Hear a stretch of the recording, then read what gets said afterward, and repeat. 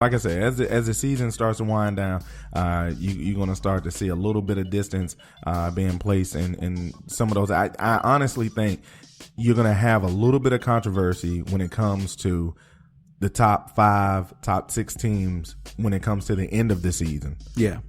I mean, in Clemson, right. you know, they did have that tight game against NC State. Right. Came in ACC, you know, giving them a headache or two. You know what I mean? Yeah. I mean, that's what you recruit for, though. That's exactly it's for the conference. You recruit those guys that can play your style or your brand of football in the conference. You know. Other than that, you look. If anybody should crack that top 6, it should be them North Carolina Tar Heels. Okay, you're going off the rails here. Okay. They beat Miami. Big win in Miami. Let me tell you, it was a good win. They went into Florida State, and winning the games. Florida State beat Seminole Country, beat those boys. They went down to the U. All right. Mm-hmm. Hey, had them down 20 to 3 at halftime. Okay, right. It was 20-3. Right. Yeah, didn't score in the second half, but didn't let them score either. Yeah. So, no. Solid performance from the Tar Heels defensively. All right. And absolutely. Tar Heels, you know, they're like that fly at the barbecue. You know what I'm saying? Don't nobody, always flying around you. You know, can't get rid of it. Well, I mean, look, when they beat Florida State, they got a real solid ranking, right? And then they go into Virginia Tech. They lose. They laid an egg. Mm-hmm. And now now that they beat Miami, okay, they may get back into that top 25. The problem is, you look at their remaining schedule, UVA, Georgia Tech, Duke, Citadel, and NC State. There's not really a signature game on there. Now, having said all of that kind of goes out the window if, in fact, you finish up 10-2.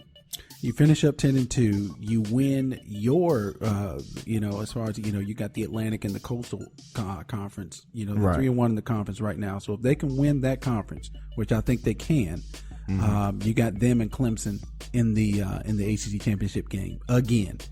And proving themselves to be a respectable football squad down there. Yeah, they can't slip up. We already know the prowess they have in basketball. So yeah. Yeah, no. Don't be like, come on, man. Don't be like that. Look, hey, what was that? African American Studies? That's what they were doing? That's what their team was on? Yeah, we're going to go ahead and keep it moving. We got Vatech, who lost on the road to Syracuse, and you got Oklahoma and West Virginia both got some big victories. Oklahoma, keep it on track.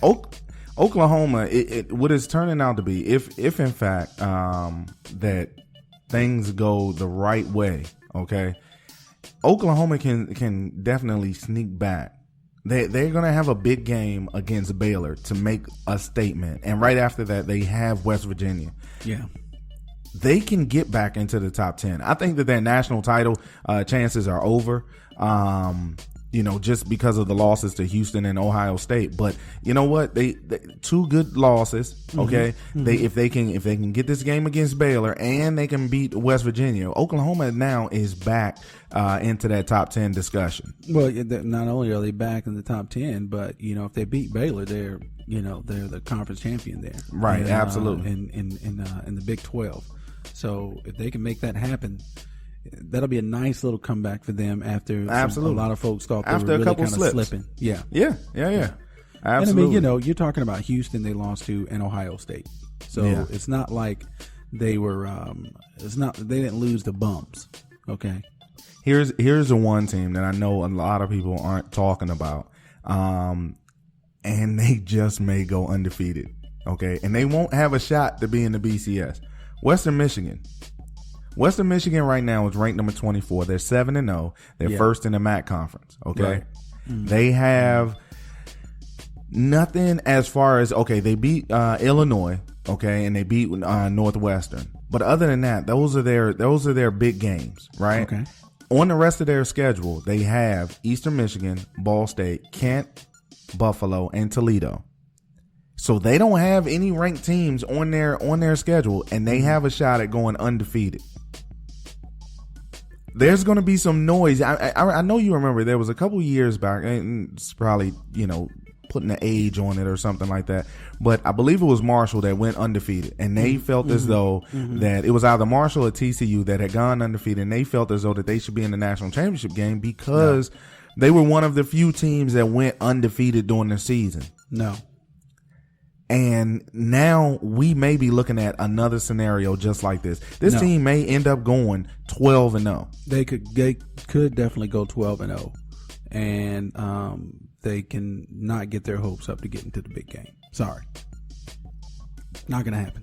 Hey, we know as they win, they're steadily going to rise. Because even with even when you're talking about level of competition, okay. These championship games have become a spectacle. Yeah, they entertainment. Have. Okay, right. And you're not going to put a Western Michigan in there against an Alabama. No, not and that's the thing. That's just not good TV. And the thing is, not just that, but on Western Michigan side, they could say, hey, look, we beat 2 Big Ten teams, okay, Northwestern and Illinois. So we played against your Super 5 conference teams. We beat 2 of them. Okay. I mean, so that definitely bolsters their resume. But the problem is going to be is that they were 2 of the ones that were at the bottom, the bottom, maybe middle to bottom in those conferences. Western Michigan next year, again, they will be scheduling some other teams. Yeah, you got too many powerhouses up there that you would have to knock off, that you would have to convince people at the top that, hey, we are going to be some real competition for a Alabama, a Ohio State. And usually what you see when that happens is you start to see these teams jump conferences and go into a bigger conference so that they can get the credit that they feel as though that they deserve. Well, that's it. I mean, if they show on a consistent basis, now I wouldn't recommend jumping conferences based off 1 year. Look, you definitely want to maximize those dollars. You do. I agree. Your boys up there in Maryland, they maximized their dollars, went up there and got to the bottom of the Big 12 up there. The Big Ten. They moved to the Big Ten. Yeah, they probably number 12 out of 10, but yeah. Oh well. No, they're not. They suffered a loss last week to Penn State, came back, lost to Minnesota. I mean, that's not their program. I mean, they have a top 15 recruiting class coming in. I think DJ is doing a good job with Maryland. And their future is bright in Maryland. But the thing is that Nebraska, okay, top 10 team. Okay. There was a lot of talk about whether or not they were for real. Okay. They showed yesterday that it wasn't a sexy win against a top 10 team and so on and so forth. But you know what? They're 6-0. First time since 2001 when Eric Crouch was winning the Heisman Trophy and getting his team into the national championship game. And we lost that game. But Nebraska is back on the national scene. It was a hard-fought victory yesterday against Indiana, and now we move on to play against Purdue. Yeah, hey, them Boilermakers. I can see you guys beating them, but then you got Wisconsin and then Ohio State, and 2 then Ohio away State games at Wisconsin, at Ohio State. It may not be fair. All right. No, it's not, and I'm gonna tell you. Here's my biggest problem with Nebraska is the quarterback play. The quarterback play, while Tommy Armstrong Jr. From right here in Texas, Cibolo, he is a good bus driver for the team, but some of the mistakes you just can't live with in big games. When the game is close, you just can't throw the ball off your back foot and just throw it up there. You put so much pressure on your defense, and I think going forth, that's going to be their Achilles heel. I think their defense will be okay, but him and the offense is what's going to hurt us when we're playing against Wisconsin or Ohio State. I can just see the speed. Yeah, I could just see the speed of Ohio State. He isn't very accurate, things like that. Obviously, he's a senior now. You have the transfer coming in next year, the quarterback this team. So the offense will look a little bit better next year, going in the right direction for Nebraska. But it's hard to go 6-0 in a big time conference. It is. Nebraska is there. You got to tip your hat to them. You definitely got to tip your hat to them. They got that W against Oregon, but yeah, going to Wisconsin and then to Ohio State. These guys know what they're doing. They're not sneaking up on anybody. No, so both of those teams are going to be ready for them. Wisconsin definitely got a little salt in their mouth with those 2 back-to-back losses that they suffered, and Ohio State. What happened to them versus Wisconsin, they know they can be beat. Yeah, so absolutely. They're going to be ready to go, and they're not going to take a Nebraska for take advantage. Nah, they're not. Yeah. They're not. Absolutely. So we're going to switch gears here. Yeah. Switch gears just a little bit. We're going to move on to the NFL. Talk about this upcoming week in the NFL. There's some good games. There's some good games. Pretty good games. But real quick, you had Denver, who lost to San Diego. Yeah. 21-13. All right. 21-13. And you know what? Here's the thing. Denver was on their way back in this game. Yeah. And you know what? We need to definitely I saw him at the game last night there in Wisconsin. But Melvin Gordon is having a solid year this year. Yes, he is. There was a lot of talk last year about the fact that he didn't score a rushing touchdown.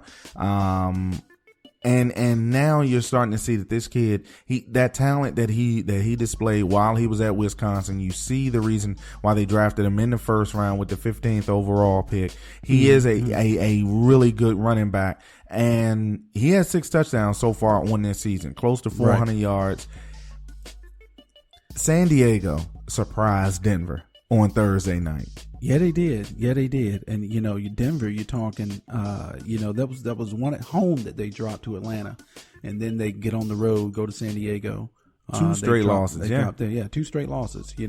Obviously, Coach Kubiak, I believe he'll be back. Had some medical issues. So not sure if that had anything to do with it, just the mood of the team. But they still got a great defense. You win some, you lose some in the NFL. That's the way it is. Tough to stay undefeated. So let me ask you this, because everybody knows that I'm always hard on the San Diego Chargers as far as saying that they should possibly look into trading Phillip Rivers. Mm-hmm. Are you still in the market to trade Phillip Rivers? Even though you just beat the Denver Broncos, you're not going to win this division. Okay.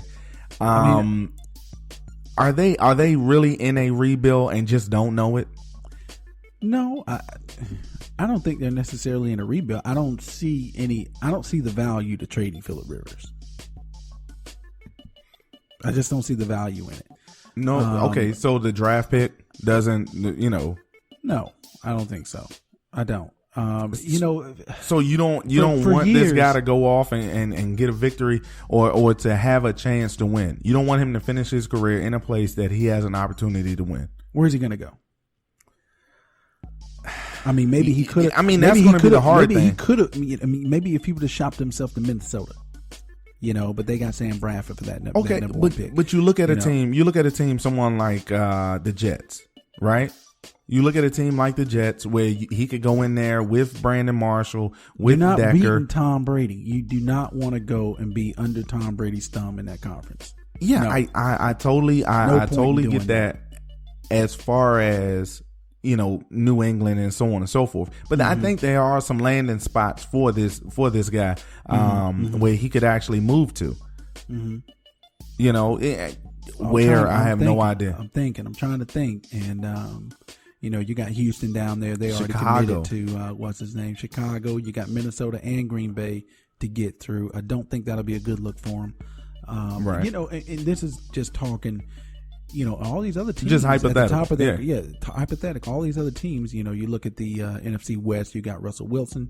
You got Carson Palmer. Yeah. These guys have solidified their place in the as the number one quarterbacks. So I don't know of a team that's really looking for a quarterback.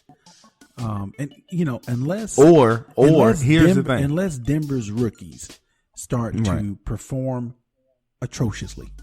Right. Okay. And then that becomes a place. Right. That becomes a place where he can they've already spent the pick. They've already spent the pick on Paxton Lynch.